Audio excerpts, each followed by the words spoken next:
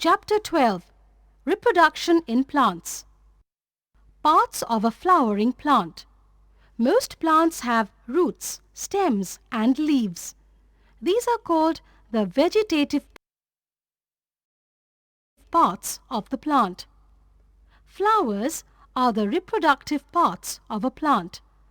The male part produces male gametes, whereas the female part of the flower produces female gametes.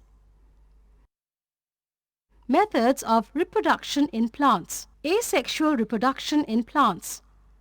The production of new plants from a single parent without the involvement of gametes is called asexual reproduction.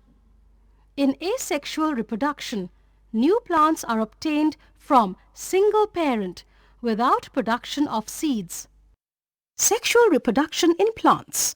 The production of new plants from the existing parents by the fusion of their gametes is called sexual reproduction.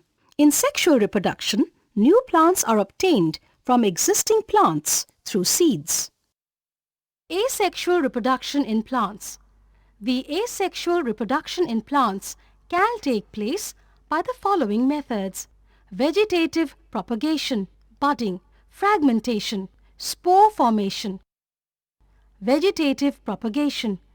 Vegetative propagation is a type of asexual reproduction in which new plants are produced from roots, stems, leaves and buds. Since production is through the vegetative parts of the plant, it is known as vegetative propagation. Stem tuber. The underground stem of potato is called a stem tuber. A tuber is the swollen underground stem of a plant which has stored food. It has buds called eyes. New potato plant growing from eyes of potato tuber. Shoots. Eye. Stem bulbs. Underground stems of onion, tulip and lily are called bulbs. They are thick, short, underground stems which contain abundant reserve food. Rhizome. Underground stems of ginger, turmeric are called rhizome. Rhizome of ginger. Subaerial stems. In some plants, branches growing from the base of the stem creep along the ground or just below the ground. Grasses, strawberry plant, mint plant grow in this manner in natural condition. Vegetative propagation by roots. Certain plants have tuberous roots which are swollen due to the storage of food. A new sweet potato plant grows from each bud on the old sweet potato. New plant growing from bud. Sweet potato, root tuber. Vegetative propagation by leaves. The leaves of plants like bryophyllum and begonia produce buds on the notches in their margins. Budding. In budding, a small bulb-like projection called a bud comes out from the parent plant. The bud gradually grows and gets detached from the parent cell and forms a new plant.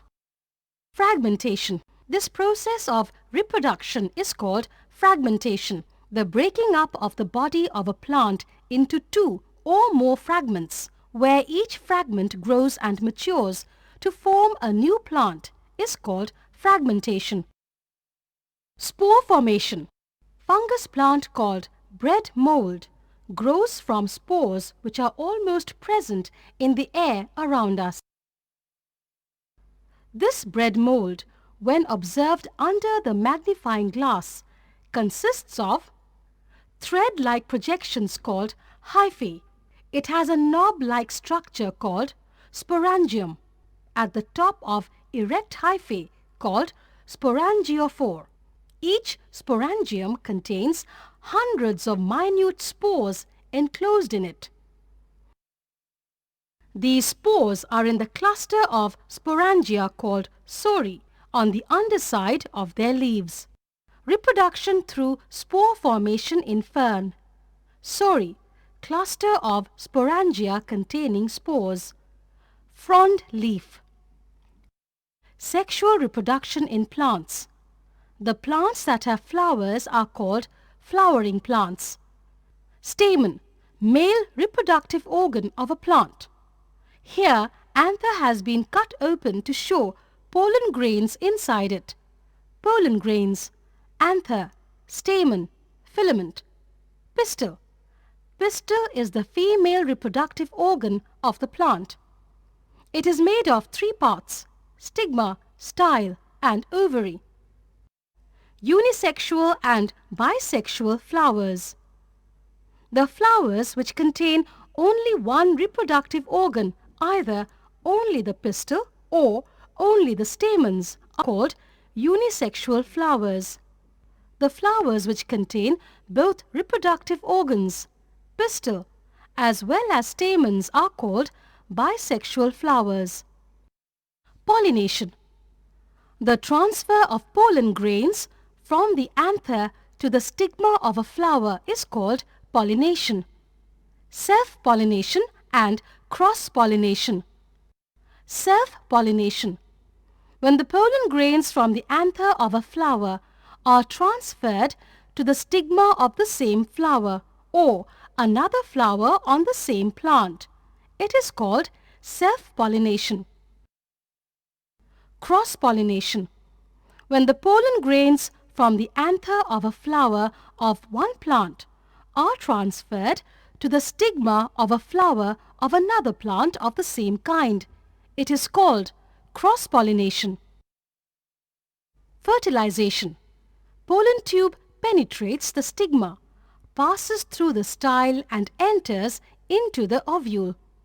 The male gamete moves down to the ovule through the pollen tube. The top of pollen tube bursts open and male gamete comes out of the pollen tube.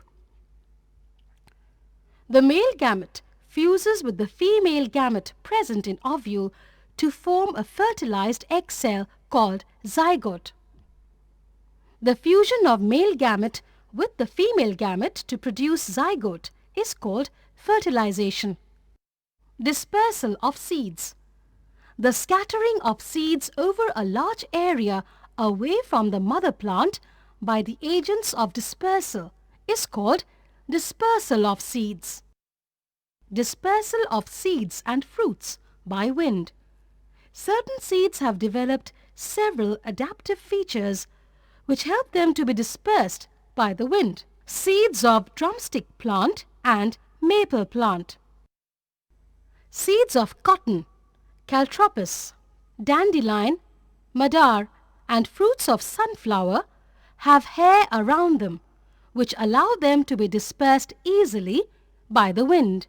Seeds of grasses, orchids, and begonia have very small and light-weighted seeds, which can easily be blown away by the wind and dispersed. Dispersal of seeds and fruits by water. The coconut fruits have a thick, fibrous outer coat which enables them to float in water and be carried away by flowing water to far-off places. The seeds of water lily plant and lotus plant have a spongy outer coat which allows them to float in water and move to other places along with the water current. Dispersal of seeds and fruits by animals. Some fruits develop hooks on their surface by which they get attached to the fur of animals and carried away to distant places before they are rubbed off from their bodies and fall to the ground. The fruits of gokru, xanthium, and urina are dispersed by animals due to their hooked surface. Sometimes animals eat seeds along with the fruits. These seeds remain undigested and pass out with feces at some other distant place. Dispersal of seeds by an explosive mechanism. Dispersal of seeds in plants like balsam, castor, pea, and geranium. take place by explosion of their fruit.